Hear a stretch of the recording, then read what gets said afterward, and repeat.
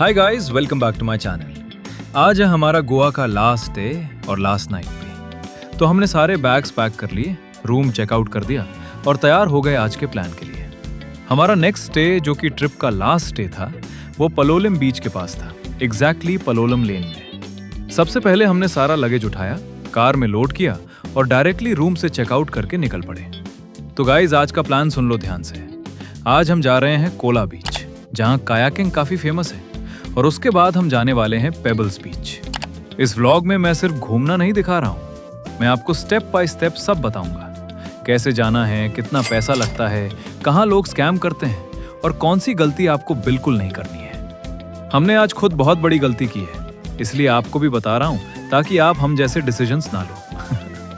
हम ड्राइव कर रहे थे और कोला बीच हमारे रूम से लगभग 17 किलोमीटर दूर था। जैसे ही हम कोला बीच के पास पहुंचे तब एक सीन हो गया। यहाँ पे सेडान कार्स अंदर अलाउ ही नहीं है, सिर्फ एसयूवीज, थार टाइप कार्स जो ऑफ रोडिंग कर सकती हैं वो ही अंदर जाती हैं। हमारी कार सेडान थी तो हमें बाहर ही पार्क करनी पड़ी। पार्किंग का चार्ज था 100 रुपए।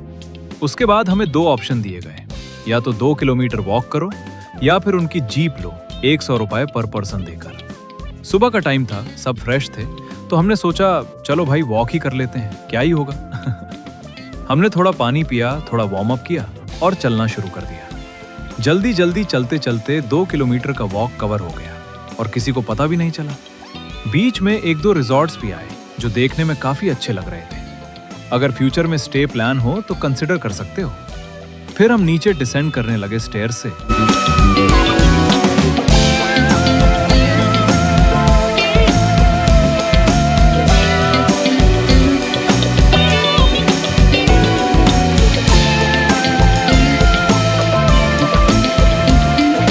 जैसे ही नीचे आए, भाई साहब कोला बीच का फर्स्ट व्यू मिला।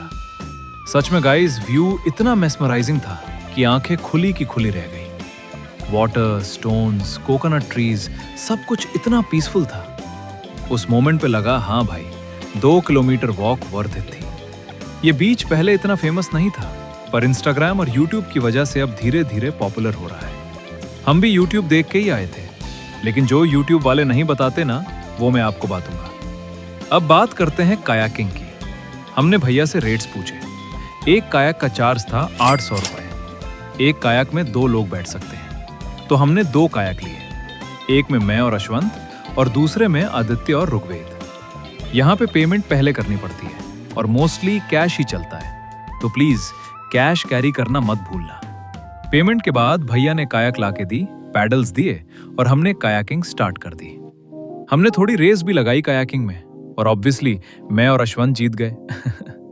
मॉर्निंग का एक फायदा था, क्राउड काफी कम था, स्पेस ओपन था और कायाकिंग का अलग ही मजा आ रहा था। दोनों साइड कोकोनट ट्रीज, ब्रीज चल रही थी, फुल रिलैक्स वाइब। जैसे जैसे टाइम बढ़ता गया, लोग आने लगे और भीड़ इतनी हो गई कि कायक्स एक दूसरे से टकरा रहे थे। उस टाइम पे बिल्कुल मजा नहीं आ रहा था, इसलिए एक इंपॉर्टेंट टिप याद रखना, अगर कायाकिंग करनी है तो सुबह ही आना। लगभग 1 घंटा कायाकिंग करने के बाद हमने डिसाइड किया कि अब निकलते हैं। कायाकिंग के बाद हम लेफ्ट साइड आए और वहां एक स्टेयरकेस दिखी। क्यूरियोसिटी हुई कि ऊपर क्या है।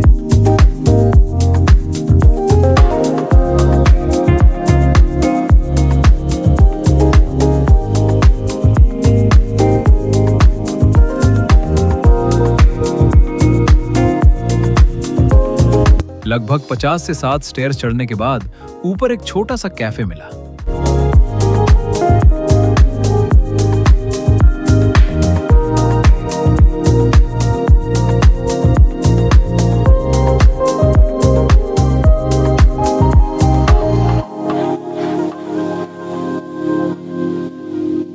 कैफे या रेस्टोरेंट जो भी बोलो, पर भाई जो व्यू था ना, लाइफ टाइम याद रहने वाला था। ऊपर से कोला बीच एक ट्रायंगल शेप में दिखता था। नीचे कायाकिंग, वाटर शाइन कर रहा था और कोकोनट ट्रीज से पूरा एरिया कवर्ड था।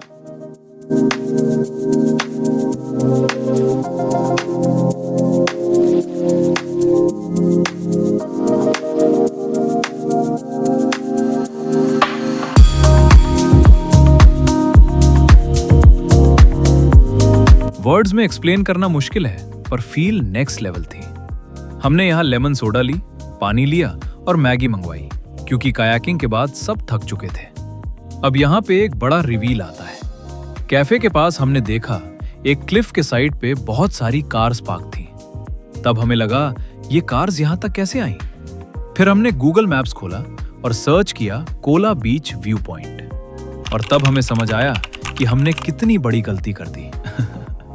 इस रूट से आप डायरेक्ट कार से ऊपर तक आ सकते हो, पार्किंग कर सकते हो और सिर्फ थोड़े से स्टेप्स उतर के डायरेक्ट बीच और कायाकिंग स्पॉट पे पहुंच सकते हो। मतलब ना 2 किलोमीटर वॉक, ना जीप, ना एक्स्ट्रा पैसा। इसलिए भाई जब भी कोला बीच जाओ, गूगल मैप्स पे कोला बीच व्यू पॉइंट ही डालना। इस व्लॉग को सेव कर लेना, फ्यूचर में काम आएगा। ये सब देखने के बाद हम वापस नीचे डिसेंड करने लगे, बिल्कुल उसी रूट से जहां से हम आए थे। रिटर्न जाना ही था, तो धीरे धीरे स्टेयर्स से नीचे उतर रहे थे। उतरते उतरते व्यूज इतने अच्छे थे कि हमने सोचा थोड़े बहुत फोटोज भी ले लेते हैं। तो बीच बीच में रुक के कुछ फोटोज और वीडियोस क्लिक किए। उसके बाद हम नीचे पहुंच गए और वहां ये हुआ।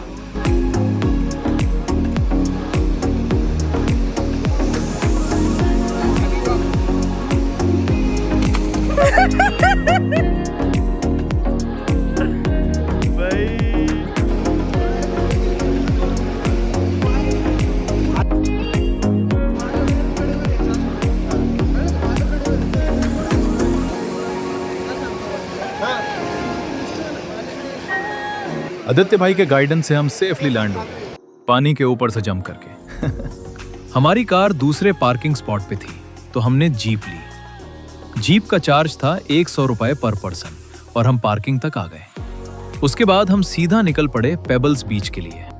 पेबल्स बीच एक्चुअली कैबल दरामा फोर्ट के अंदर है।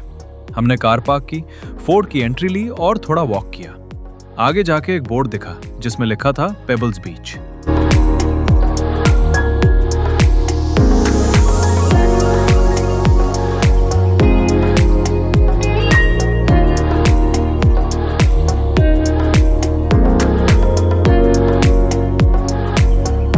नीचे डिसेंड करते ही फुल ग्रीनरी, कोकोनट ट्रीज और एक अलग ही वाइब।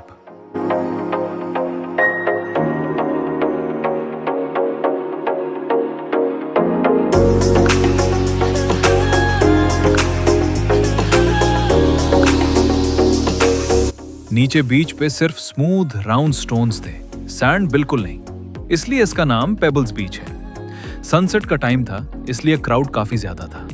पर्सनली मुझे लगा यूनिक बीच है, पर स्पेशली सिर्फ इसके लिए आना उतना वर्थ इट नहीं लगा। हमने थोड़ी फोटोज ली, थोड़ा घूमे और फिर निकल गए। पेबल्स बीच के बाद हम पलोलम लेन के पास अपने रूम आए, फ्रेश हुए और आप पलोलम स्ट्रीट का टाइम लैप्स देख सकते हो। लास्ट डे था, तो हमने स्ट्रीट फूड ट्राई करने का प्लान बनाया। पलोलम बीच के बोर्ड के नीचे एक फेमस चाइनीज फूड स्टॉल है। हमने चिकन लॉलीपॉप और राइस खाया, टेस्ट काफी अच्छा था। डिनर के बाद हम सीधा रूम आए, क्योंकि नेक्स्ट डे सुबह पुणे के लिए निकालना था। सुबह 5 बजे 30 मिनट से 6 बजे के बीच हमने रूम चेकआउट किया, बैग्स लोड किए और थोड़ा इमोशनल हो गए।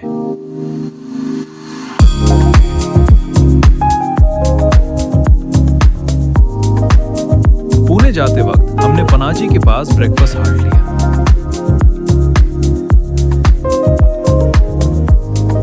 पूरी भाजी, दही वड़ा और चाय ली, और यहीं पे हमारी गोवा ट्रिप ऑफिशियली खत्म होती है। अगर आपको ये वीडियो पसंद आया हो तो लाइक करो, चैनल को सब्सक्राइब करो और इस ब्लॉग को सेव करो। मैं आगे भी आपके लिए ऐसे ही ट्रैवल ब्लॉग्स और रियल टिप्स लाता रहूंगा। Thank you so much for watching. Bye bye guys.